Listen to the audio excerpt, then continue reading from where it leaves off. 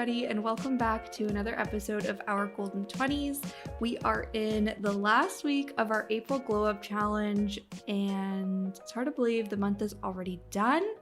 Today, we want to talk a little bit about skincare and just like body care and kind of how that all contributes to like your mental wellness and just your all around glow up, besides just looking your best, how it contributes to feeling your best too. So last week of the glow up topics, but we hope you guys are ending this week strong with the glow up. Yeah. Do you want to maybe reflect on the month, like you and I talk about how it went for us? Yeah, so I feel like I definitely was not as successful as I would have hoped in some elements of the glow up, whereas other elements I was like super successful. Okay. So, and I'm sure like that rings true for a lot of our listeners. Like just because you write a checklist of what you're going to do doesn't necessarily mean like then you just check those things off the list. So I have stepped up my skincare a ton. Which is awesome. Yeah. And I think I'm seeing results, but that could just be me being like hyped about being consistent with it. No, you look glowing right now. Oh, thank you. So that's been good. The kind of places where I feel like I've faltered have been with like moving my body more, that kind of stuff. Like I still have been kind of consistent with going on walks, but I was hoping for myself to be a little more motivated with like intense workouts, which just did not really happen. I was still like, you know, every once in a while I would do one, but it wasn't the consistency that I was hoping for. But that's fine. I'll just transition that into my May goal. I'll do my own little mini May glow up. Yeah, so, I love that so much. And I think like coming off of last week's episode with Sarah, and she was like, if you just, you know, some days you don't eat the healthiest or you don't show up the way you want to, like don't hold that over yourself and like feel guilty about it. Just pick up the next day, try again, and go from there. So hopefully you can do that through May. Yeah, it's been I feel like I've had a big focus on my life on self-care, and so I'm trying to kind of focus. Well, I still want to continue to do that, but I also want to refocus some of my energy into self-compassion as well. Ooh, and part of that, I think, is like being okay with not showing up as perfect every day. Oh, so Tig, right? That is so good. Yes. Thanks. And honestly, that's like the whole point. At least that was the point of the glow up for me, was just showing up for yourself in an intentional way every day, and then hopefully doing that for a month. You feel good about that, and then like you're saying, it makes you feel empowered to like continue that into May and then into June, and then all of a sudden, like you're saying, it's not necessarily showing up for a killer workout every day, but it's just like you intentionally caring for yourself and setting time aside for yourself. Like that should be part of everybody's day-to-day life, in my very biased opinion. So I think that's awesome. Yeah. And I love the whole self-compassion. I feel like I haven't really heard that before. Like you always hear self-love, self-care, but self-compassion is where it is at. And I love that so much. Yeah, and I feel like it explains, because sometimes, so for me personally, one of my goals I remember setting was to keep track of my food. And it was not something that, it wasn't a goal that I would say I achieved. I did every once in a while keep track of my food, maybe like once a week, but I was kind of like listening to myself and thinking, why am I not doing this? And it's because it took too much time. It wasn't like making me feel good. I didn't get that much value from it. So it's like have the kind of like compassion for yourself to listen to yourself. And it's like, okay, so then that you learn something, that's not a goal, you know, I'm going to take with me going forward. And that's totally normal. And it's the same if someone's like, I want to work out 5 times a week. Maybe you only worked out once a week. You're like, okay, that's good enough. I know where I stand. My goal for the next month can be to bump that up to 2 times a week or whatever. Exactly. Like, I feel like you were saying, part of the glow up is taking the time for yourself and learning about yourself. Like, yeah, it's, you know, nice to look your best, but how are these goals making you feel? And then branching off from that, now you know this makes me feel this way, you can set new goals for the month of May that maybe better reflect what you want to continue to do. Yeah, I love that so much. That's so great. Yeah. I feel like for my glow up, it was tough, and also I feel I wasn't as motivated or committed to it as I had hoped to be, but I feel like there's a few things that contributed to that. First of all, if you guys don't know, I spend like half my time every month at my apartment, then half my time with my parents since I live alone. So I don't know. I feel the need to justify myself, but I don't have to justify seeing my parents during COVID when I live alone. Yeah. But anyways, she's not breaking the law in Toronto. Yes, that's exactly. allowed.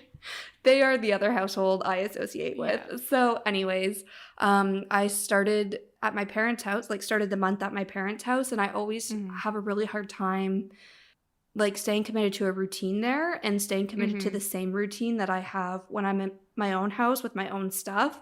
So I didn't really start the glow up that strong. Then being in my apartment in the past few weeks, the rest of the month has definitely been better. I've already gone on about how I've started using my agenda again and planning in workouts and also writing down my meal planning, what nights I'm going to make meals, all of that's gone back in my agenda, which has been super helpful. And I feel like that's something I want to continue doing through May. And I think it's because of the glow up that I started using my agenda and trying to, like we said, show up for myself in a very intentional way every day, every week. So that was good. But also, to be totally honest, I think the whole news of another lockdown happening in Ontario, I know Toronto wasn't that impacted because we didn't ever really open up and my day-to-day didn't really change, but it was just so disheartening and just it was tough to stay motivated. And even using the glow up, that was my reason or my excuse to stay motivated. It was the reason behind the glow up when we kind of came up with the idea was because we were supposed to be getting vaccinated right now. We were supposed to feel like the end is in sight, so we're doing a glow up, so when the end is here, we're feeling and looking our best. But it was just very everybody knows this, and I don't need to drag it out, but it was just disheartening when that wasn't the case and it went the opposite way. And it was great, I can do this glow up now, but it's not as inspiring because I don't have as much hope as I thought I was going to have.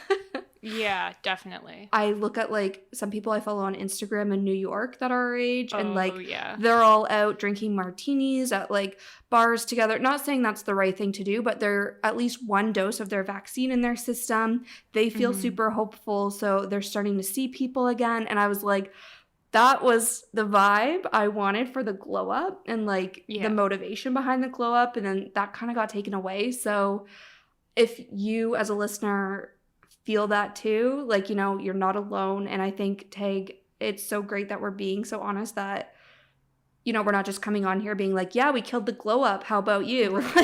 Yeah. It's a challenge, guys. And this is what we're trying to hammer into everybody, is that it takes a lot of work to show up to be your best self. So all we can do is try and consistently try, even after these periods of losing that motivation and inspiration. Yeah, absolutely. And I feel my big quote for the month of May, I've decided. Yeah. I don't know who I'm turning into, maybe you, but I have a quote. And it's, there is no fun in perfection, because I feel I kind of came to this from two sides, where it's I'm a perfectionist and I'm really hard on myself if I'm not perfect. And so there were a couple weeks of the glow up, or maybe it was 1 week where I was perfect. I ate healthy the whole time, and I did my skincare, and I was working out, and I was cleaning my house. I was killing it. And at the end of the day, I was I don't feel any different. I was expecting this huge change, that I would be the happiest person in the world because I was doing this and I was checking off everything on the list that's how to live your best life. But at the end of the day, I was still me. Yeah. And I was still living in a lockdown in this dark, gloomy month, And so because of those kind of two reasons, I've been thinking of how there is no fun in perfection, because all like a part of life is the ups and downs. And if you don't feel like working out, then don't work out, because if like you're not going to, as soon as it's be done, be like, yes, I'm this amazing woman / man, like I've done this, you know. Mm-hmm. Like take the time, especially like when you get news like we're staying in lockdown forever and the numbers are going up and up and up. It's okay to be like, I'm not striving for perfection today. I'm, you know, focusing on survival, not anything past that. And so Totally. I feel like that's something I'm going to try and keep in mind for the month of May. Yeah. And it's so kind of silly, but we almost have to give ourselves permission to feel that way. Like, Yeah. consciously give ourselves permission. Otherwise, we just kind of beat ourselves up for feeling that way and having these feelings. And it's like, why do we do that to ourselves, you know? So I love that. And I think that's a great quote to implement and like a little mantra for your everyday. Yep. I love it so much. Exactly. Yeah, I feel like if you watched a movie and it was just like the main character was perfect the whole way through, that would be the most boring movie in the world. Totally. Like the excitement in your life is from switching it up, and like you go through struggles and then you get past them. Like that's what it's all about. And like honestly, if you set a bunch of goals for you and you pass them all perfectly with no problem, they probably aren't the right goals for you. Mm-hmm. Like you probably aren't, you know, stretching yourself as far as you could if that's how easy it is for you. Totally. So what are your goals for the month of May then, Sadie? Okay, so there's a few things I want to say on May. First of all, Tag, I love the idea of if you found something in April from your glow up that you really like to do, I totally love the idea of carrying that over into May. I once heard, and I did not fact check myself before we started recording this, but I once heard that it takes 60 days to start forming a habit. Right. And that's kind of, I think, a great place to start is if you started trying to create a habit, if it's skincare or whatever, in April, continue that through May. And according to this fake fact that I'm making up right now, it should become a habit at the end of May.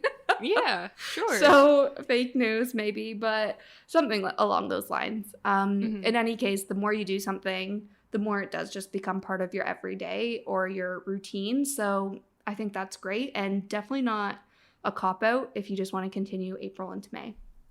That being said, May is actually my busiest time at work.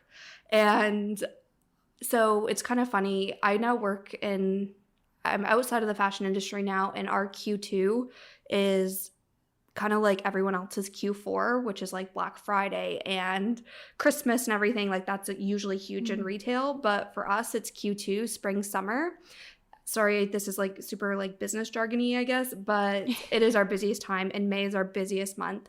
Plus right now we have all these, you know, lockdown restrictions and just like ever-changing stuff on top of the usual workload. So I'm anticipating it to be a lot. And because I can anticipate that, I'm actually going to go a little bit lighter on the goal setting front for May.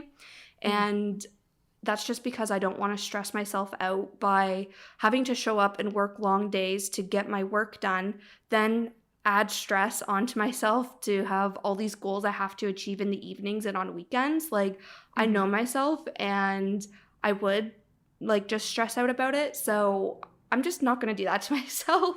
So instead, I'm going to merge those two ideas kind of together. Definitely take a lighter goal setting month, but I'm also going to bring over, so even though it's going to be so busy at work, I'm going to continue a lot of those self-care habits and goals from the April Glow Up Challenge, like I was kind of talking about, and bring those into May because I do know, you know, I need some disconnect time from work and like unwinding after what I'm anticipating are going to be long work days. So things that I had in the April Glow Up Challenge that I'm pulling over into May and are going to establish as my May goals. So first of all, continue regular exercise. So for me, that's 3 to 5 times a week. And I'm going to continue to use my agenda to map out every week when I'm going to exercise and what I'm going to exercise. another goal is to journal once a week. So it's kind of funny, through the April Glow Up Challenge, I had that as one of my weekly goals. And some weeks I didn't know what to write. So I was like, maybe I'll just skip it this week. Like, I don't have anything to say. But then as soon as I was like, no, you committed to writing in your in your journal every week, like just open it up and write something. Every week I wrote so much that I didn't even know I had in me. So I'm going to continue that, especially in a month where I feel like I'm probably going to get anxious, because we've established in past episodes that work is my anxiety trigger. So I'm going to need those like mental check-ins and just like self moments. And I think writing in my journal once a week will be a great way to hold me accountable to that. And then last May goal that came from the April Glow Up Challenge is 1 hour screen-free time before bed. So I've been on like a reading streak lately, which has been really awesome. And it is definitely helping me shut my brain off at night and get a better sleep. So in a month where I know my mind runs wild at night, and I feel a lot of people are like this, but especially if you're like a workaholic at all, it's always, as soon as my light turns out, I have all these ideas like in my head and I just toss and turn. I can't shut my mind off to sleep. But I find that screen-free time where I'm just reading before bed or journaling before bed, it really helps me disconnect and unwind. So I'm going to continue that in May as well. Awesome. Yeah. Yeah. As far as my goals are, I don't even know what I'm trying to say. I'm trying to listen to my body more. And this is something that I've been like implementing for the last week, say. So it's like half April goal all the way through May. And so what I mean by that is, if I'm full, I don't want to eat past that point. If I'm thirsty, I want to drink water. If I'm tired, I want to go to sleep. And so in order to do that, I'm trying to incorporate meditation. And I have been journaling. I have checked that off my list. And so I'm trying to incorporate these things that can help me kind of get centered and be like, okay, now what am I actually needing right now? Because it's so easy. Like, I'm the type of person, if I'm watching TV, I have to be on my phone too. Like, so I'm just like always running through information and going crazy. So trying to incorporate things that make it easier for me to think, okay, what do I actually want? And then if my body's like, I want to eat chocolate, then I'm not going to feel bad about it, because I'm just listening to what I want.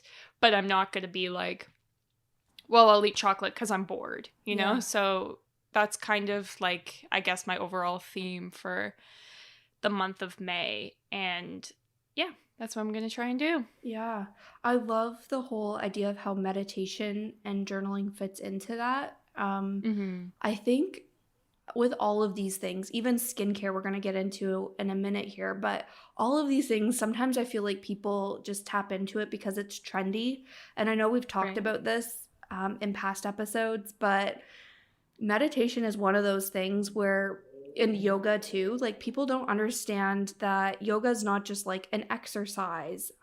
It's like really you tuning into yourself, and that's what meditation is. And the whole point of, not to put meditation and yoga in the same box, but for me, I find like a lot of the same benefits from them. And it's like, okay, how can you take your moment of meditation and tuning into yourself, and how can you bring this into your, like, the rest of your day, you know? And how can you bring this like dedicated 5 to 20 minutes, however long your meditation is, how can you bring that into listening to yourself in those like moments of, you know, the rest of your day? So I think that's awesome, Tag, and it feels like you're headed that way, just like this whole like self-awareness journey. And then it's like, once I have this awareness, then you're unstoppable. So that's awesome. Yeah. No, meditation, I feel like it's kind of like what Sarah was saying in the last episode, where it seems more complicated than it is because there's an entire industry behind it. So I remember I've downloaded countless apps, and then they're always like, we're going to get you Zen, don't worry. And it's like, so this trial lasts for 7 days and then it's $40 a month. And I'm like, that's not very Zen of you. But recently I don't know why it took me so long to figure this out, but there are all these meditation podcasts and albums that are on Spotify. So what I've been doing lately is I find just like a meditation playlist and hit shuffle, and then I'm like, whatever, because I do guided meditation. So then I'm like, whatever, song or playlist episode pops up, that's what I'll focus on for today. And so many of them are like 3 minutes, 4 minutes, like it's such a small amount of time out of your day. But yeah, it's been nice. I hope to get my to do it longer. I've been focusing on like the 5-minute range, so hopefully in this month I can bump those numbers up. Yeah, totally. The one other thing I want to say before we transition into skincare is I started finally reading Atomic Habits. And I feel kind of imposter syndrome because I'm pretty sure it was like end of March I suggested this or like talked about it as one of our like Tuesday 10 things. But I'm just now starting to read it. And first of all, I love it. But one of the key takeaways so far, and I'm only like, I think 100 pages in at this point, like just started. And the whole point kind of is that goals are great. And anybody who knows me knows I preach about goals all the time. But the point of the book is like, okay, and Sarah mentioned this last week on the podcast too, is goals are great, but what really matters is the system you have in place to achieve those goals. And if it's achievable for you, like you were saying, Tag, is it realistic and how am I going to get there? Because if you just achieve it, you're like, okay, great, now what? It's not that achieving that goal makes it part of your everyday routine or whatever. So focusing on the system, though, does make it more of a habit rather than just a goal you achieve once. It makes it, an everyday reoccurring process kind of thing. So I wanted to put that out there too. First of all, I'm going to report back on this book because I am loving it so far, and it's just giving me such great perspective, especially somebody who is so goal focused. It's giving me a lot of really great like other opinions and perspective, like I said. But I wanted to also mention that to our listeners. If you're maybe starting out for goal setting or, you want to try something different for May, maybe you just set one goal and then you focus on the process or the system that's going to help you achieve it. So Tag, if your overall theme or, is, your theme or your goal is like about awareness, like you were kind of saying, then you're doing, how you're going to get there and your system in place, in quotes, is, you're going to meditate for 5 minutes every day. You're going to write in your journal once a week or whatever it is. And like you have one goal, but then you kind of focus on how you're going to do that. Yeah, absolutely. Yeah, that makes sense. Especially if your goal is like less like set in stone. Like if your goal is to, be more compassionate, then it's like, okay, well, that's not something that's like, it's not like I want to lose 5 pounds where you measure it exactly. It's like, what are the steps to get there and how do you measure your success in that goal? Yeah, for sure. Awesome. Well, it sounds like we have a good May coming up. Yeah, I know. I hope so too. I hope we have good weather. That would cheer me up. Yeah, me too. I cannot wait. Just like a string of sunny days is all I'm asking for at this point. Yeah, I'm just so sick I of had sun. like one day where I worked out in my backyard and it was like the peak. Like if I had just good enough weather that I could work out outside, I'd probably work out every day because I would just be so hyped to be in the outdoors. So yeah. Here's hoping. Yeah, 100%. Okay, so we will transition into skincare. Taggy said that's one of your proudest achievements from the Glow Up Challenge was your skincare routine, and I am so proud of you as well. So thank you. Yeah, where should we start with skincare? Yeah, I feel like skincare, we've talked about this before, but I feel like it can sometimes be considered like silly or girly, or which I think is so stupid because all the boys in my life who have a skincare routine, their skin is snatched. So it is not girly at all. And I feel like everyone can do it. Everyone can start doing a skincare routine. Like I talked about in the mental wellness episode. You can kind of come up with like a base. And I've always kind of had this. This is maybe my like structure in place of how I achieve these goals, but I always have non-negotiables. So it's like, you know, brushing your teeth, wearing deodorant, and then I built on top of that. So then it's like wearing deodorant, wearing a perfume that I like, and then you build on top of that, and it's like always taking off my makeup. And it doesn't matter, like, you don't have to do any skincare past that point, but always take off your makeup before you go to bed. And then you build up until you're like me, and then you've got like 25 different products that you all have to use. But I feel like that if you're like brand new to skincare, it's good to kind of start out with like, what are your non-negotiables? You're already doing them. And then how can you add on to that? Whether it's like, I want to have moisturizer and I'm going to use moisturizer. Like, stuff like that is what makes it, because it's so overwhelming to go on, you know, any website. I know there's like a huge Reddit community for skincare, or you go on Instagram and you see an influencer and there's like makeup cabinet is full of like thousands of dollars worth of products. Yeah. So yeah, it doesn't have to be that crazy. 100%. And I think that's perfect. Like, exactly how you said that is perfect. And skincare is something that I've become super passionate about, and something that I hold like near and dear to my heart. And now maybe I do have a little bit more pricier products, but I'm definitely not that girl who has like thousands of dollars worth of products in her medicine cabinet. I might take a picture and act like I do, but I really don't. And that's it. There's like this community behind it where it's like skincare has this kind of like bougie like stigma attached to it, and it's like, no, let's just kind of strip it down to the basics and use this as time for self-care. Tag, you mentioned that earlier, is just like, that is like, you know, 5-10 minutes every morning and or night that are just dedicated to you and you time. So that's really great. But also I've found, and why I got so into skincare, is because there's a direct correlation between how clear my skin is and how much self-confidence I have.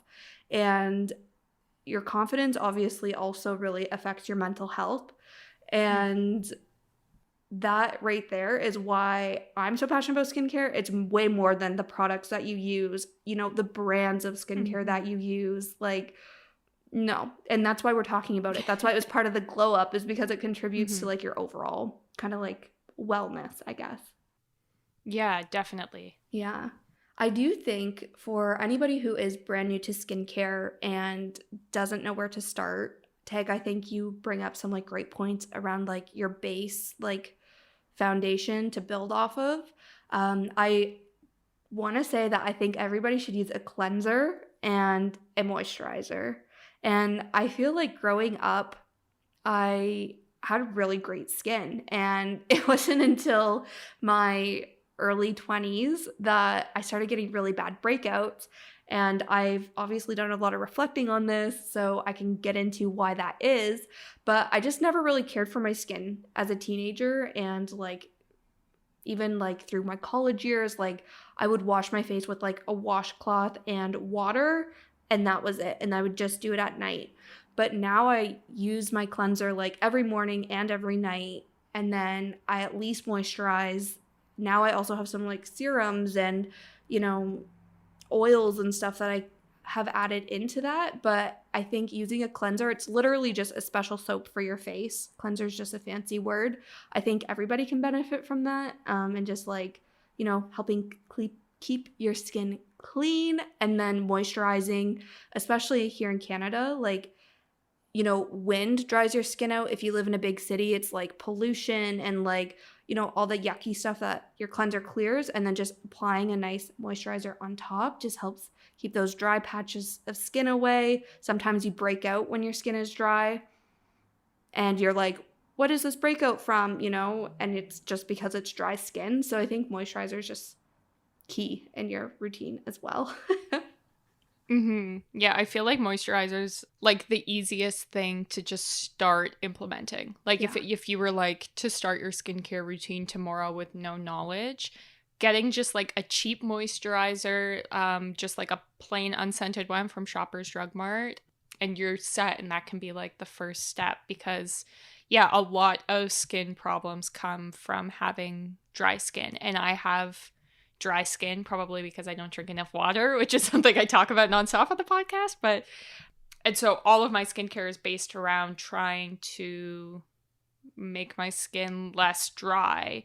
And I feel like another good tip for if you're starting, because skincare is so dependent on like your skin, like something that works on 99% of people could totally react badly to your skin. Mm-hmm. And so I always go with like sample sizes of stuff before I actually purchase. And like Sephora sells like huge sets. So I've bought in the past like a set of moisturizers, and they're all little mini sizes, and it's only, $20. So then that way there's no like financial pressure. If you're buying a piece of skincare that your skin's not agreeing with, you can just be like, okay, I'm not using this anymore. And so that's another really good way to start kind of building up your routine. It's to start with like the mini sample sizes. And then by the time you've used up your little sample, you know whether your skin agrees with it or not. Yeah, I think that's a great tip. Yeah, I always, I feel like I used to have bad hormonal acne as a teen. Like I'm sure most teens have. And so now I still, my breakouts are hormonal. They happen once a month and they're on my chin. I've been to, an esthetician, and she's like, yeah, you can't really do anything about that because it's hormonal, past the point of like trying to keep your skin clean and moisturized. And so that is the skincare journey that I'm on, but it's fun. I feel like once the more you know about skincare, the more fun it is, because then you get to figure out like, where does this go in your routine and what can it do for you? And it becomes like a whole part of your day. Totally. Yeah, I love that so much. I definitely also have like those hormonal breakouts, and I feel like I've gotten to a point where it's not as bad, or I have at least some months where it's not as bad as other months. But kind of going back to the whole how kind of your mental health and skin are connected. And I feel, Tag, I'm going to also pull into the whole idea of not drinking enough water and whatnot. So I don't know if you remember, Tag, actually, we went to the skincare talk at Love Child a few years ago. And that was like revolutionary for me. So basically they explained at this talk we went to, I forget who the girl was who was talking. Was she from Province Apothecary, maybe? I think so. Okay. I think so. So anyways, she was saying how our skin is so many layers deep. I feel like we have between 7 to 10 layers of skin, 3 of them being like main layers, but we have layers and layers of skin. And basically, if you are breaking out, and sorry, I guess I should say your first layer of skin is like inside, like you can't see your first layer of skin. And then your last layer of skin is, what people actually see on your body.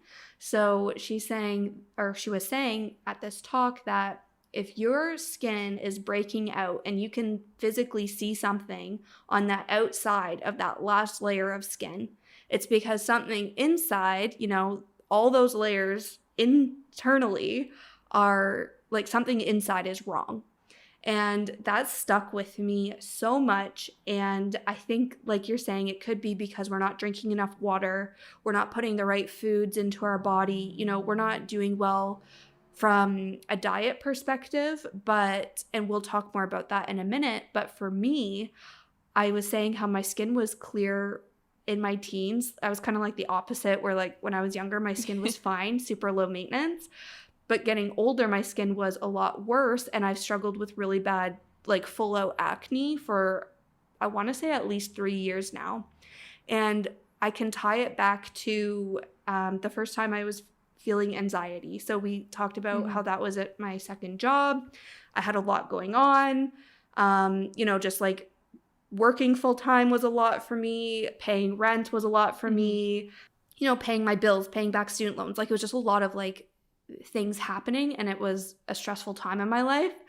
And I actually would break out too. It was every October, like clockwork, and it still is to this day. Every October I'd break out. And it takes me back to the beginning of this episode where I'm talking about business quarters and stuff.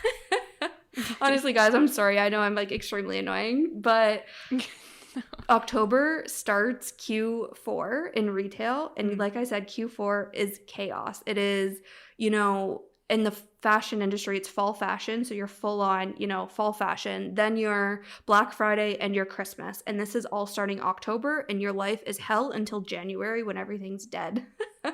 And my acne literally coincided with that. It was like clockwork, like October, we're talking Q3, Q4, and I'm breaking out. So it was related to that, and it still is to this day. I think back last October, more so in November, I thought I was just experiencing maskne because everybody was in 2020. Right. And I do think maskne is a thing, and I took like, you know, I clean my masks now. I have multiple masks, so I don't wear the same one before I wash it, kind of thing. So I did some stuff on the maskne front, but my acne disappeared as soon as I stopped freelancing on top of my full-time job. Like, that is how clear-cut my stress levels are in relation to my bad breakouts. And it's really hard kind of to like self-diagnose. Like I said, I've been doing this for like 3 years now, and I'm a reflective person where I have sat down and thought about this, and it kind of led me to this conclusion. But I want to just like throw that out there in case it's something people haven't thought about, is what's going on in your life and, you know, just your mental health in general, and could that be contributing to your breakouts and when you break out. Definitely. And I also think, before we move away from this whole, I guess, kind of deep topic, the other thing I want to say too is I always had really positive body image. And sorry, guys, I'm getting like really deep and personal, but hello, is anybody surprised? Probably not. This is me. But I always had really positive body image as well because I had low maintenance skin. You know, I didn't really have any physical insecurities. But as soon as I started getting acne, I was so, and I still am, so insecure about it. Like, I just literally look at myself in the mirror and I'm like saying the worst things to myself that I've never, ever said to myself before. And during COVID, it's also, you know, I'm not moving my body, so I'm also like gaining weight. And then it's just, it all started with my face, where it was like, you know, so much bad acne kind of around like my mouth and like my jawline that just would not go away. It would clear up on one side, then I'd break out on the other side, and like it was just a mess. But then I got in this habit, it's been like 3 years now, of me looking in the mirror at my acne and that being all I can see, and wishing I looked different. And then that also then started taking a toll on my overall body image. So I would then also notice all this weight I was gaining over the past year, and all of a sudden I wish I was skinnier. I wish my skin was clearer. And it just becomes this really toxic spiral. And it literally, for me, all started just because I had breakouts on my skin, and like noticeable breakouts like on my face. And it's just like, this is another thing I think why now I'm so passionate about skincare, is because I'm just like aware of how much it can take a toll on your life. And it's like we said, it's something that just sounds kind of like bougie and like silly and girly and whatever, but I think it's so important because it plays this much bigger life in your overall, much bigger role in your overall life that you might not even really be aware of. So I know that was deep, and I'm sorry if it took like a dark turn, but it's something I wanted to throw out there because I think it's just, that's been my journey, and I just needed to get this off my chest. Yeah, no, I think that's great. Not only your honesty towards it, but it's a good perspective. Like, it's not, I feel like skincare gets kind of looped in with makeup, in which like it could be considered like vain or frivolous, when it's like, especially now that there are so many brands that are gender neutral and they're on the cheaper side, like I'm thinking of like The Ordinary and stuff like that. It's more so, at least to me, it feels like a part of just my routine. Like, it's like I take my vitamins to fuel my insides and I do my skincare for my outsides. Can I tell you the skincare fail I just had recently? This is so off topic, but absolutely. No, I feel to bring us back to like a positive, maybe a more positive space. Your skincare story is like so heartfelt and mine is so stupid. So as I said, maybe I haven't said this, I'm a very cheap person. I don't want to spend money ever. And so a lot of my skincare I buy, and it's like the little sample sizes, because for a lot of brands, the full size skincare is insanely expensive. And when you're using skincare every day, you are going through it. I feel like a lot of products are kind of marketed as like, it'll look so pretty on your counter and it'll last forever. But if you're like me and you got dry skin, like I go through moisturizer like crazy. So I buy a lot of sample sizes, and before the shutdown, bought a lot of skincare at Winners because Winners is cheap. Yeah, and the best. Winners has such good stuff. Yeah, so much. Like I had all these serums that they sold at Urban Outfitters for like $50, and I was getting them for like $12, and yeah, craziness. But so one of these serums I bought at Winners was a vitamin C serum, because I was trying to incorporate that because it can help with like glowing skin where my skin's dry, so it's a little duller. And so I've been using that for the entire month of April every single morning without fail. And like on top of that, doing my moisturizer and blah, blah, blah, blah, blah. And I noticed a week ago, I was like looking at my skin, and I see my face is like super tanned in like the circle. And then I can see like where my hairline starts, no tan. Where my neck starts, no tan. So I'm like, there's something in my skincare that's making me like more susceptible to like UV rays or something. Like there's something fishy going on. And so I'm like Googling single ingredient in all of my skincare, because I'm like, this is the opposite of what skincare is supposed to be doing. Like, you're supposed to be putting on sunscreen because the sun can damage your skin and give you wrinkles and blah, blah, blah. So I'm going through, and I get to my vitamin C serum that I bought at Winners. And on Google, I'm reading that there's an ingredient in vitamin C serum that if the serum is expired, it turns into the same ingredient that's in fake tan. So my serum was expired, and I didn't realize. I also had it for a long time. Like, it probably wasn't expired when I bought it at Winners, but I just was not consistent with my skincare, and it's like a huge bottle. So I didn't realize. And so luckily I wasn't like just tanning my face, but I still have like a bright orange face and nothing else, because I have just been exclusively fake tanning my face.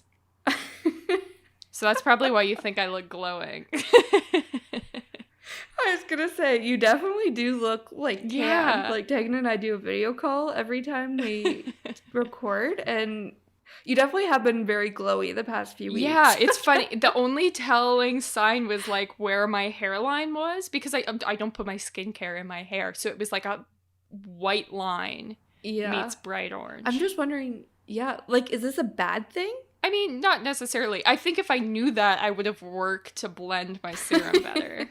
Because it's like my neck is like fair. Bright white compared to my face. But so are you going to continue using it and just like, you know, like you said, like use it down your neck as used well? It all or are up. You like, this is... Yeah. Okay. I was near the end. And then I was like, okay, we're just going to power through. So I have a new vitamin C serum. And I think it's like getting better as I've been like...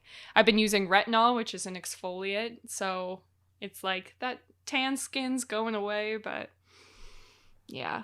Wow, who would have thought, eh? Yeah. That's insane. I was stressed for a minute that I was like, I have messed something up bad. Because, like, retinol you can only use at night because, like, it with the sun is super bad. So I was like, I must be using some product that you're only supposed to use at night and somehow getting tan from my 15-minute walk. Like, oh. Well, that's what I was wondering. Like, the sun rays from through your windows are tanning you? Fully.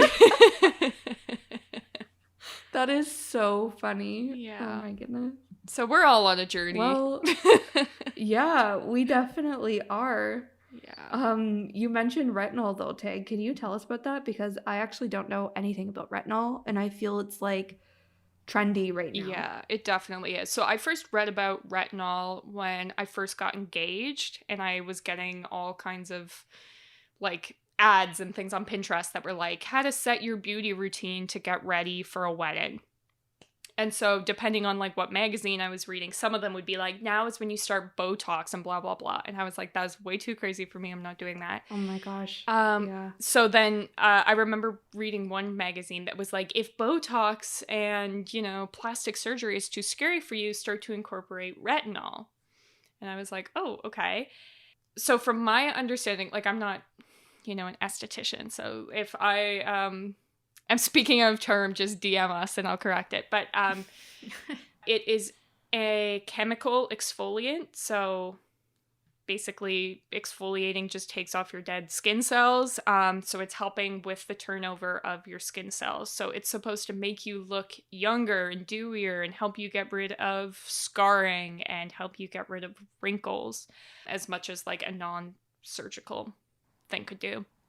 But it also is, what's the right word? Like, it's a strong chemical. So for people starting retinol, I'm still on my first bottle of the lowest percentage of retinol. I got mine from The Ordinary because when I first started shopping, the only place you could get anything with retinol was like Sephora, and it would cost you like $75. But The Ordinary has a serum that I think cost me $12, and it is 0.2% retinol. And so when you first start using it, they suggest that you use the lowest percentage you could find, which is probably around there. And you use it once a week to start. And I literally use one drop, like it's supposed to be the size of a pea in your hand. And so you use that because one of the big things that comes with using retinol is skin purging, which is basically you have such a high turnover of your skin cells that your like underlying acne comes to the surface a lot faster. So when you first start using it, it's like right now I look like I'm having a full-on hormonal breakout, but I'm not. This is the result of retinol, but this is supposedly what's supposed to happen. And so you use it once a week, then 2 times a week. I'm at the point where I'm using it once a night, which is why I'm breaking out right now. But and then once you use your bottle, you bump up your retinol percentage. So it's something, I feel like it's something that if you have a consistent skincare routine is a nice thing to implement, especially if you're like, I'm just going to use it once a week. And it'll be like, instead of exfoliating physically, I'll use this.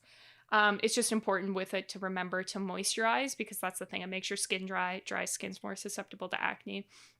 So remembering to moisturize really heavily. I even do like nighttime moisture masks, like sleeping masks, and to drink lots of water. But it's definitely been interesting. But I've seen like before and afters of people who have been using it, say consistently for a month, and their skin is just like glowing because it's just getting rid of all the imperfections. You just have to go through a little bit of trial and error at the beginning to get it perfect. But yeah. Interesting. Okay. It sounds less scary than, it still sounds kind of scary to me.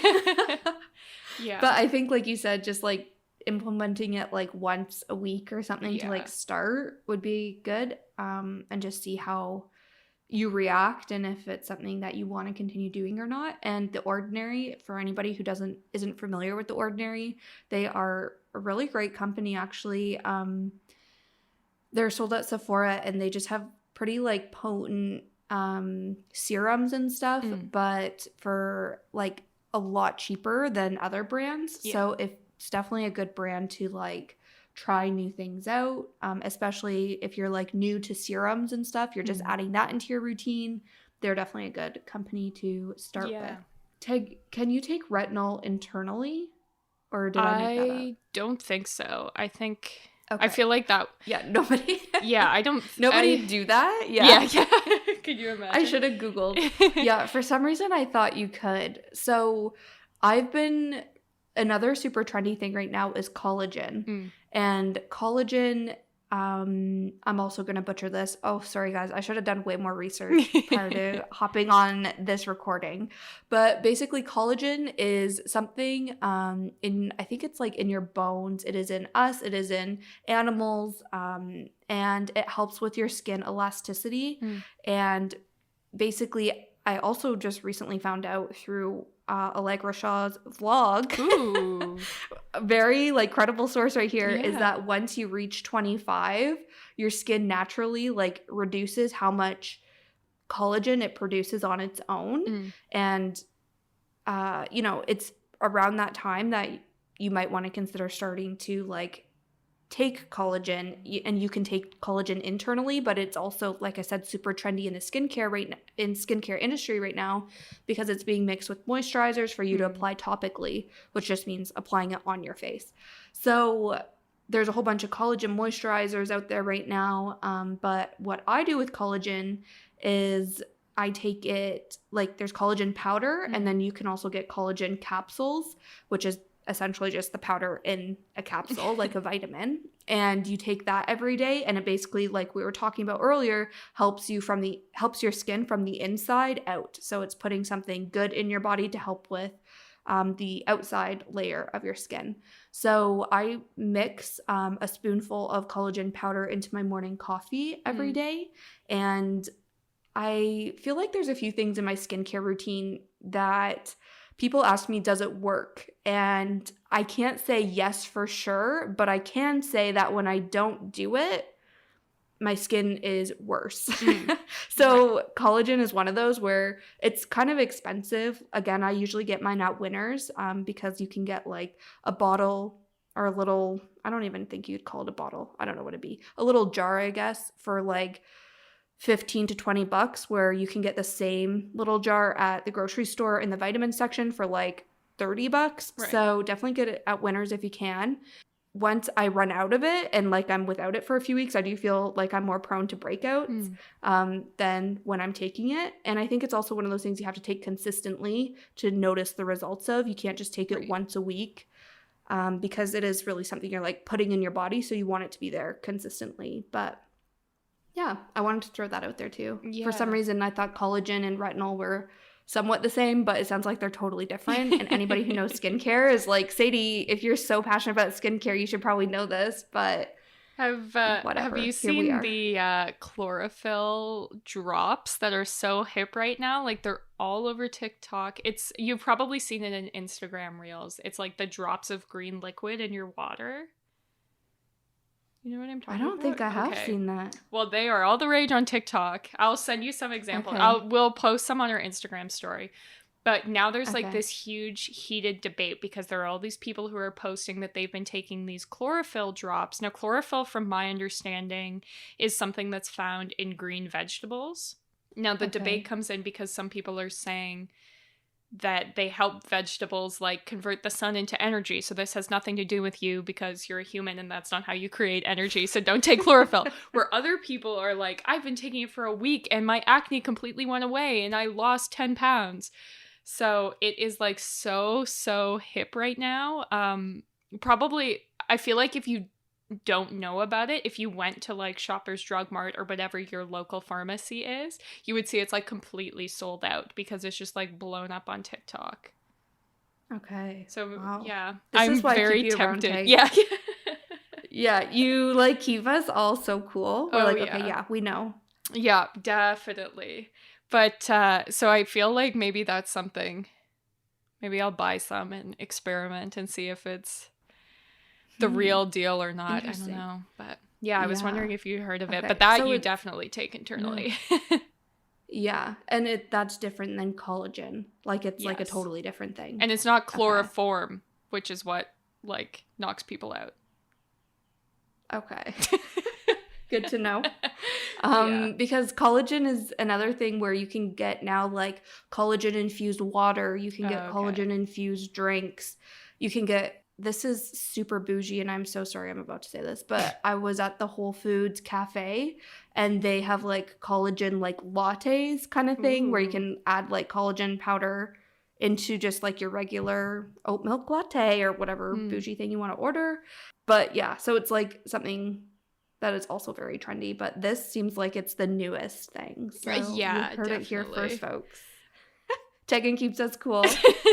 Exactly.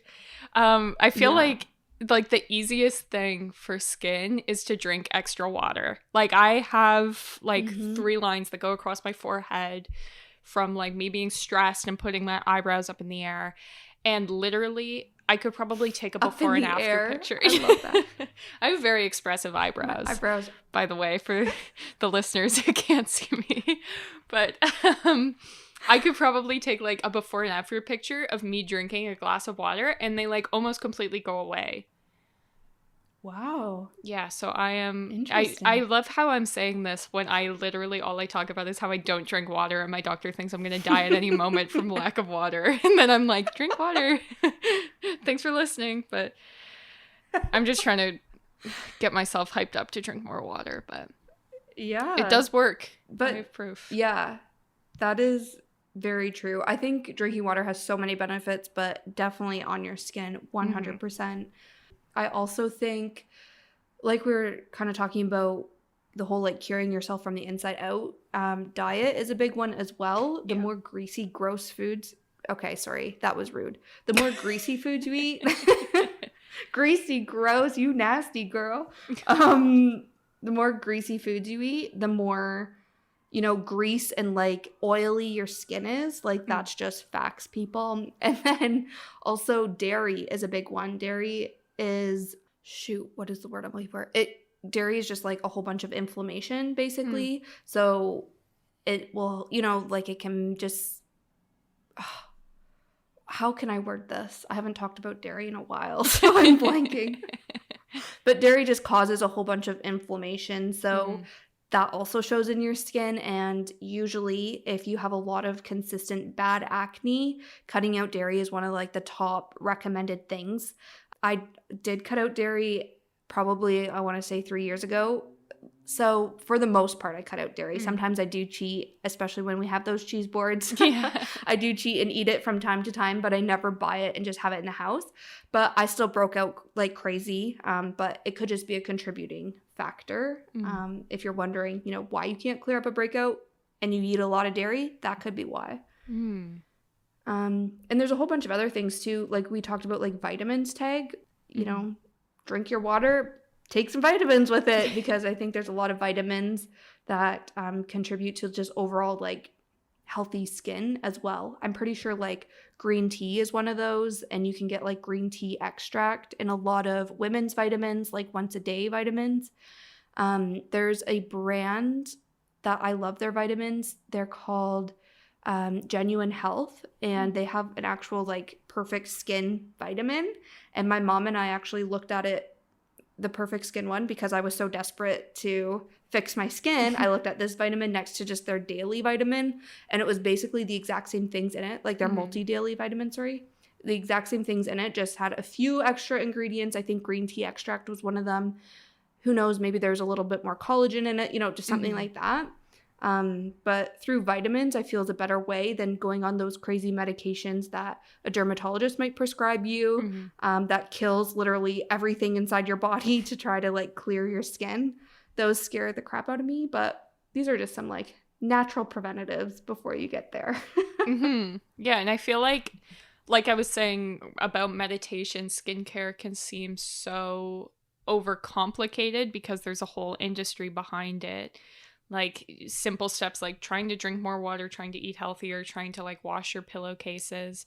Those I feel like are definitely the first steps that like you should take, instead of like, I'm going to go with 10% retinol and see what happens. Like it's not going to be good. Right. Yeah. Okay. I also forgot there's 2 other things I want to talk about on the topic of, does it actually work? And number one that I ask myself literally twice a day, or at least once a day, every single day, is, does eye cream work? And anybody who uses eye cream knows why I asked this question. It's because eye cream is so fucking expensive. And if this shit doesn't actually work, why the hell do we buy it every like 60 to 90 days? So, Tag, what is your experience with eye cream? Do you use an eye cream?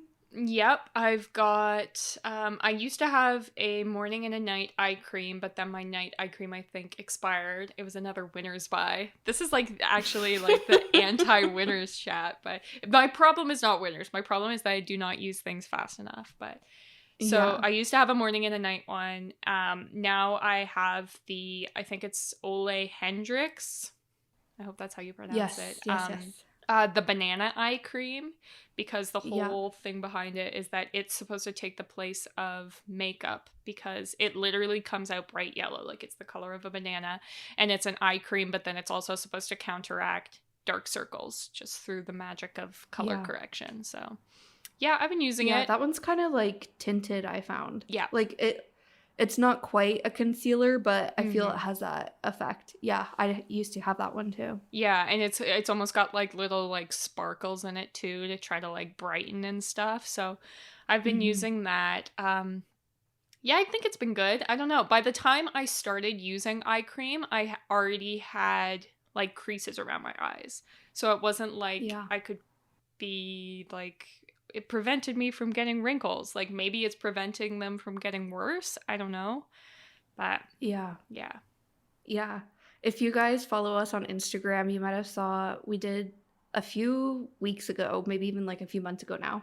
We did like a describe me in memes kind of thing, Mhm. or get to know us in memes. And one of the memes that I chose to describe myself is the reason I started taking or using eye cream, not taking, using. And literally, I read this meme one day and have not gone back since. It literally just said, if you had a Neopet, now is the time to start using eye cream. Like, that's how old you are, and that's signals that you need to use an eye cream. And I took it very seriously. I was like, okay. And I went and I bought that exact eye cream you were talking about, Tag. I bought like the full size from Sephora because I was like, this bitch had a lot of Neopets back in the day. Yeah. Like, time to get on this.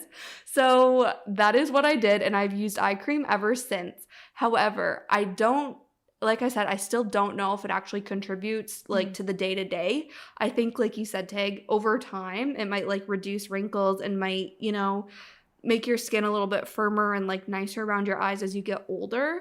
But the one thing I wanted to mention on the whole eye eye skincare piece. So we were talking about like being really stressed, and when I stopped freelancing, I stopped getting bad breakouts. But it was also, I have this picture that I sent to my sister, and it's awful. But my eyes, the bags under my eyes were insane. And this was like right around Christmas time. And I drew the conclusion that my under eyes are like puffier and way darker circles. I could again draw the correlation between the amount of screen time I had and my dark circles. And now I've been watching a lot of YouTube, and these girls obviously like film their whole lives. They're social media influencers. They're editing their videos, and they're all talking about how dark their under eye circles are. And I'm like, it's because you're on screens all the time. So I've Googled this, and it is a true thing that like the amount of screen time can impact like your dark circles under your eyes. So I feel like if you do not want to spend like $50 to $100 on a little thing of eye cream, because it is really tough. I'm the opposite of Tegan, where I love to spend money. I'm not a cheap person. That's so why I'm we're like, friends. you bet your ass I'm gonna yeah, I'm like, you bet your ass I'm gonna buy that eye cream just to feel really expensive. And I don't know, I'm crazy. But if you don't want to do an eye cream, but you're like really wanting to reduce your under eye circles, see if you can implement some screen-free time, especially like around bedtime or first thing in the morning. Like, see if that like does anything for you, because I have found in my personal experience that less screen time equals less dark circles. Interesting. Yeah, I remember reading Yeah. that apparently women of our generation are going to have all of these extra wrinkles on our neck that no other generation has had from looking down at our phones. So, Interesting. yeah, I'm always making sure you got to bring your skincare all the way down your neck. That's like a rookie mistake, I think, is to think that it just stays on your face. Like, always, it's the same with your makeup too, because you want it to be even. And I always feel like my neck is a lot easier to tell if my skin is feeling dry. Because like sometimes when my skin's dry, I'm producing more oil, so it looks oily, but that's because it's trying to overcompensate, whereas like my neck reveals all. So always bring your skincare down and back of your hands. That's another telltale sign. Yes, very, very true. Yeah. Okay, Tag, I have one more question for you. Sure. We get this every time we post about skincare on our Instagram. People message Teagan and say, hey, what is that stone you're using and does it work? So Tag, can you tell us about gua sha and your experience with it, if you think it works, how you use it, all that kind of stuff? Sure. Yeah. So a gua sha is from like ancient Chinese medicine, basically. And so I don't want to go like super into it because I don't want to like culturally appropriate this basically tool that they've been using for years and years and years. So maybe I'll find some like Asian creators and we can share on our Instagram. But basically it's very similar to like the facial stone rollers that have been, I feel like they started to get hip like 5 or so years ago, the like jade and the rose quartz ones. And it's kind of the same idea where it's like a form of self-massage. The whole reason I got a gua sha is that I used to have a facial roller, but I would keep it in the bathroom and the humidity from my shower would make the metal rust. So then I saw a gua sha, which is literally just like a shaped stone. So no metal there. That's why I first purchased it. And so you can use it, you use it with your serum and if you need, which I do because my skin is dry, facial oil just to make sure it's like moving, not tugging your skin. And you basically use it to drain a lot of the fluid that's stuck in your face. So there are certain ways that you do it. Like you're supposed to start with the neck so that there's basically like nothing's blocked so you can actually like drain down towards your face. But yeah, it's been I've been using mine for a while. I don't know if I find, like some people say it helps you get like a more defined jaw and stuff like that, which I don't know if I've necessarily found. I should have been taking before and after pictures like from years ago, then I would know. But no, I use it just because I like the form of self-massage. I like to use it to make my serum sink in more.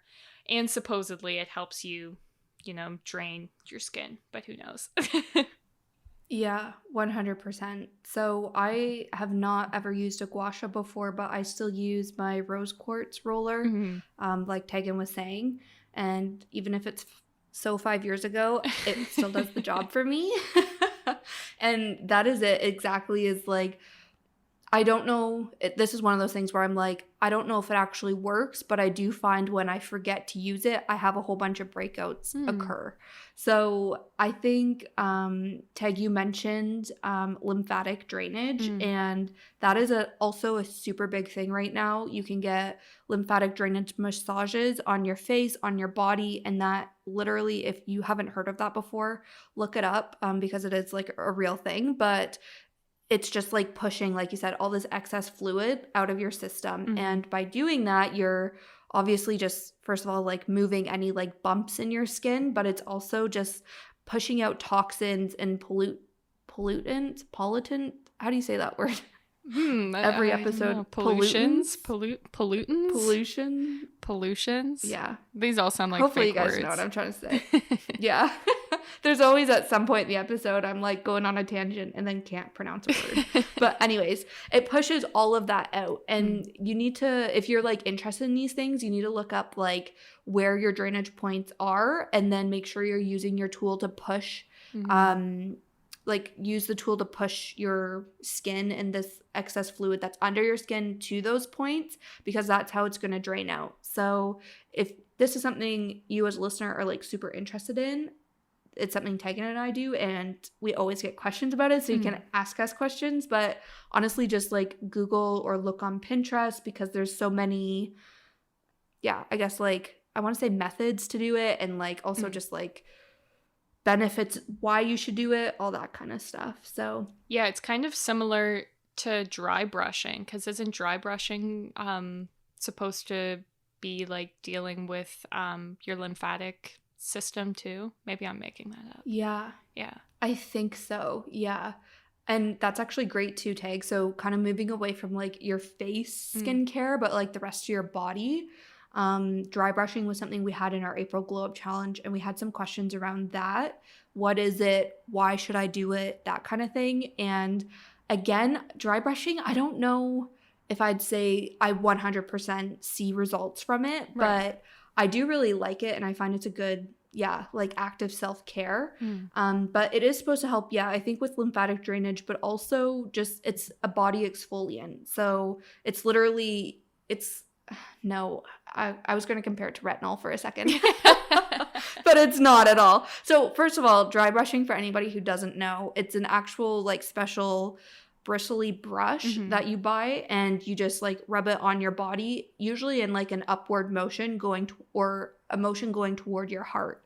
And that's kind of where I'm like, maybe it is a lymphatic drainage thing, that like massage, but it's also just like topically exfoliating that outer level of skin and removing, this is why I was going to compare it to retinol, because it's removing that dead skin from like the outer layer, I guess. So yes, I definitely think dry brushing is a great idea too. Yeah, I just started using it. Like, I just bought a dry brush. Winners was open for like a week here, and I went and bought a dry brush, and then Winners got shut, so... Yeah. But I got one. Good thing you. Yeah. So the other rumored thing about dry brushing is that apparently it's supposed to reduce the appearance of cellulite. And this is something that anytime I've looked it up, it's not like a factual thing. Right. But I feel like cellulite is something everybody has and nobody wants. So for me, I'm like, if there's a chance that it can reduce my cellulite, like sign me up. But I don't think it's like proven that yes, if you do this, it'll get rid of your cellulite. But that's another huge draw, I guess, for dry brushing for me. The last thing for dry brushing and why I got into dry brushing, first of all, it was the girl who usually does all my waxing. She told me to start dry brushing because it helps. Basically, when you're exfoliating your skin, you're also like prone to like ingrown hair, or it reduces you being prone to ingrown hairs and stuff. So if you're somebody who does get a lot of ingrown hairs, dry brushing and exfoliating your skin helps your hair like grow through. So it makes waxing less painful if you are a waxer, but also just removes, ingrown hairs in general. So another big benefit to dry brushing. Awesome. And then last thing on the whole like body, or last thing for me, I shouldn't say last thing to wrap this up, but on the body care, another thing I've always struggled with is dry skin on my legs and then also on my arms, but it always shows as like bumpies kind of on the backs of my arms kind of thing. So I do body scrubs in the shower, and this is like ultimate act of self-care in the shower for me. First of all, I'm somebody who loves like really hot, long showers. So I just love shower time. But when the nights I use a body scrub are my favorite. So you can like look up DIY body scrubs, or you can buy them from Sephora, the Body Shop, wherever. But typically it's just like some sort of like really grainy ingredients mixed with typically like coconut oil or something. So if you're making it at home, my recipe is literally just Epsom salts, coconut oil, and then an essential oil to add some smell to it. But using that on the backs of my arms and actually all over my arms and my legs, I do see a lot of like results from that. I think the kind of like the gritty texture from Epsom salts, or people use sugar too, I think that's another really good exfoliant for your skin. But then the coconut oil, or any sort of oil that you do use in your scrub, or aloe, shea butter, like I don't know what the ones that are pre-made would use, but those then moisturize your skin, so then it makes it really soft and smooth. So that's something I definitely recommend. And also just like moisturizing your body in general. So we talked about moisturizing your face. You said, Tag, bring it down your neck. Make sure you're moisturizing your hands, but also moisturize your arms, your legs, your tummy. Like, moisturize that whole bod, girl. Yeah. I feel like, especially for women, if you're sleeping on your side, like moisturize your chest so that you don't get like creases in your middle. Well, if you have creases, who cares? Whatever. Yeah. But, you know, like literally moisturize your whole body. Yeah. I started moisturizing my feet, which I don't even know if that's a thing. It must be a thing. I think of Mean Girls. Okay, I was thinking of Mean Girls where they switch Regina's face cream for foot cream. Oh, okay, yeah. So, like, foot cream is definitely a thing. Okay. But I've just been using my hand cream.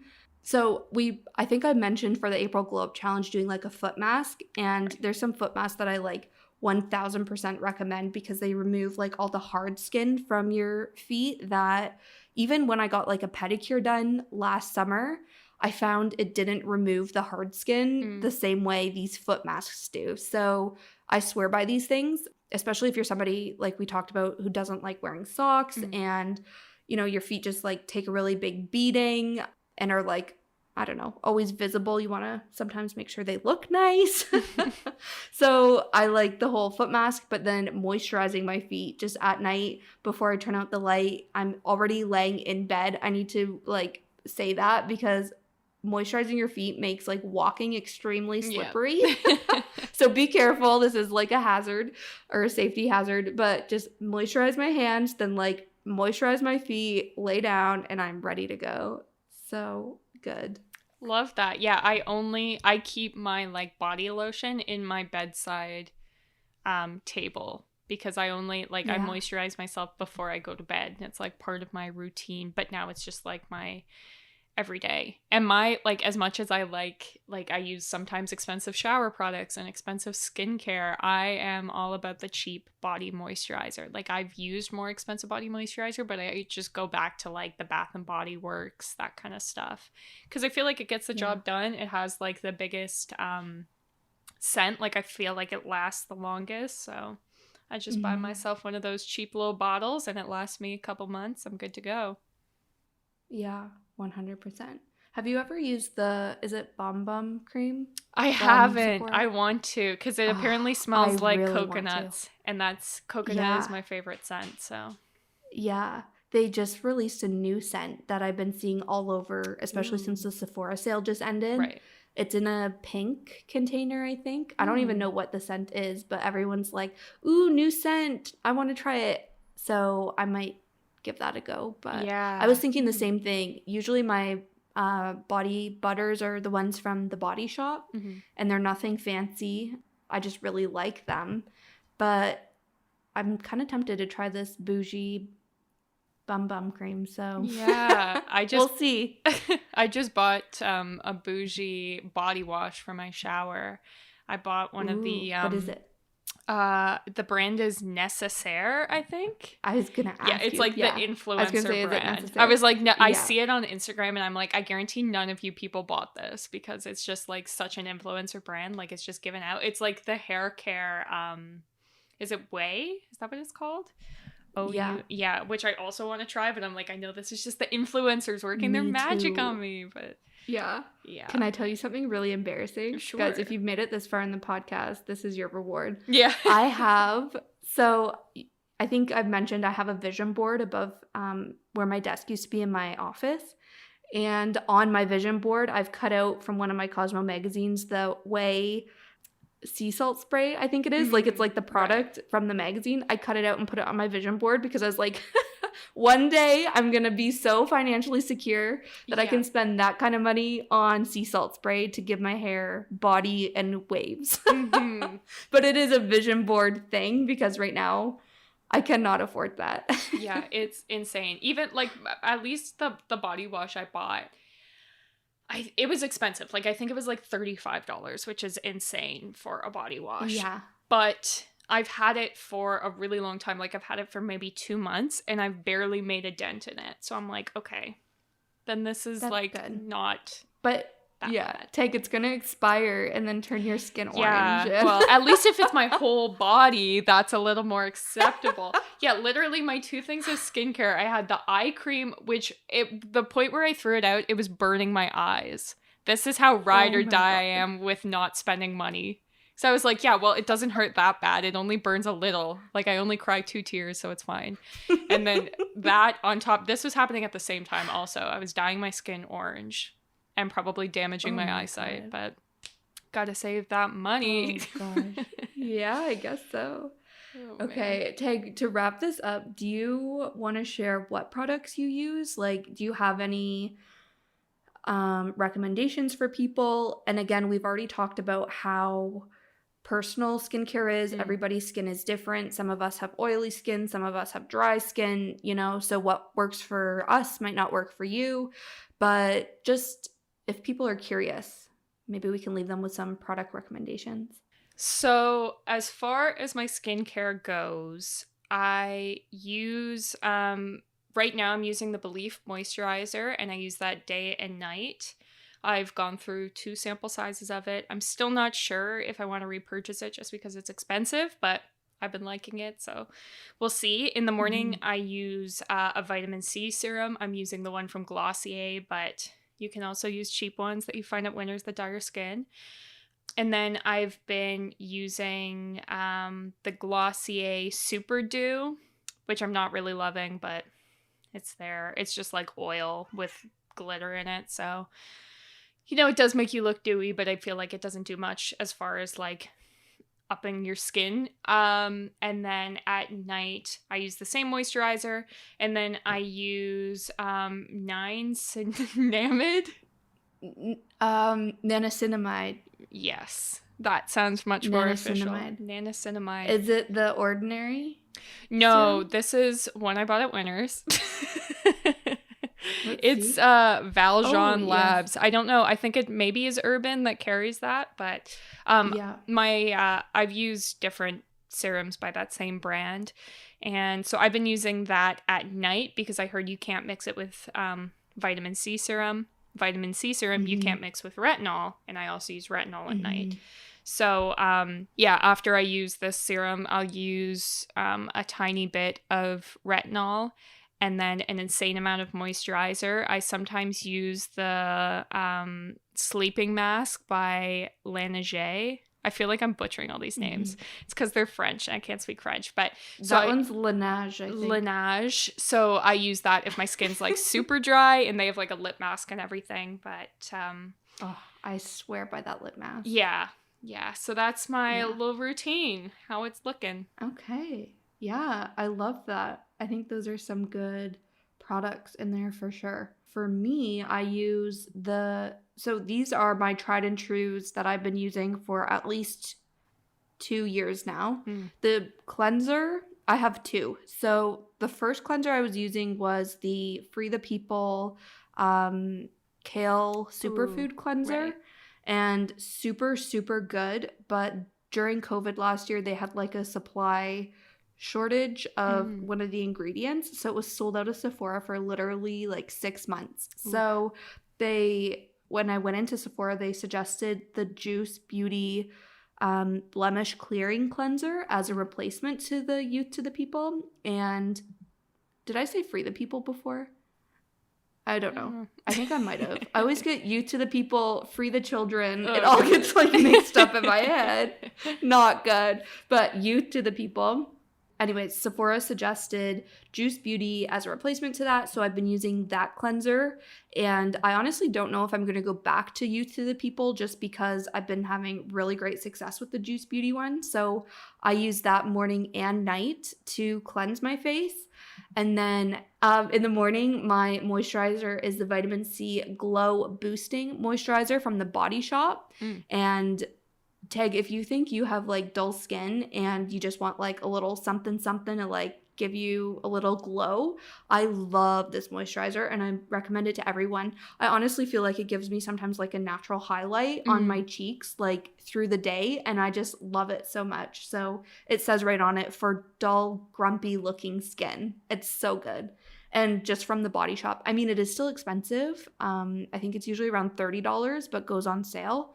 So definitely recommend that.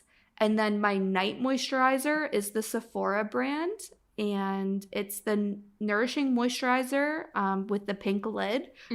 That's how I'm going to describe it. I don't know if it has an actual name. I think just Sephora Collection Nourishing Moisturizer. And that one, it's a little thicker, so I apply that at night. And then I also swear by that Laneige lip mask, especially in like winter months. Yeah. And then last thing is on the whole, I'm not going to be able to pronounce it now, the niacinamide serum. Right. That's from The Ordinary, but they have it mixed with zinc.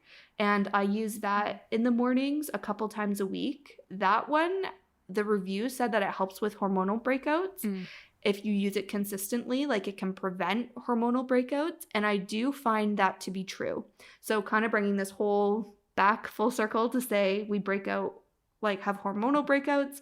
This is something that I find does help kind of control that. So those are my products I swear by. I do have now some like other serums that I throw in a few times a week. I have like face masks that are really like pulling, crap out of your face that I do a few times a week. But my tried and trues, those are them. Love it. Yeah. Is that where you want to leave it for this week? I think so. This is a long one, but yeah, I knew it would be. I'm just so excited about skincare. Yeah, it's fun. It's fun. We'll have to do like an updated one when, because I feel like my skincare favorites change so frequently, but. So that is where we are going to leave it. So thank you so much for listening to this super long episode and for tuning in every week. We put out a new episode every single Tuesday. So make sure that you are following us on Apple Podcasts. You're subscribed to us wherever you listen to podcasts.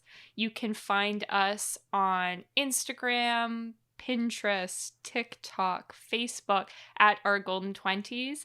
And we also have a Patreon page that has exclusive content. We drop the episodes early there, and it's a really great way to show your support for the podcast. Thank you to all of our patrons.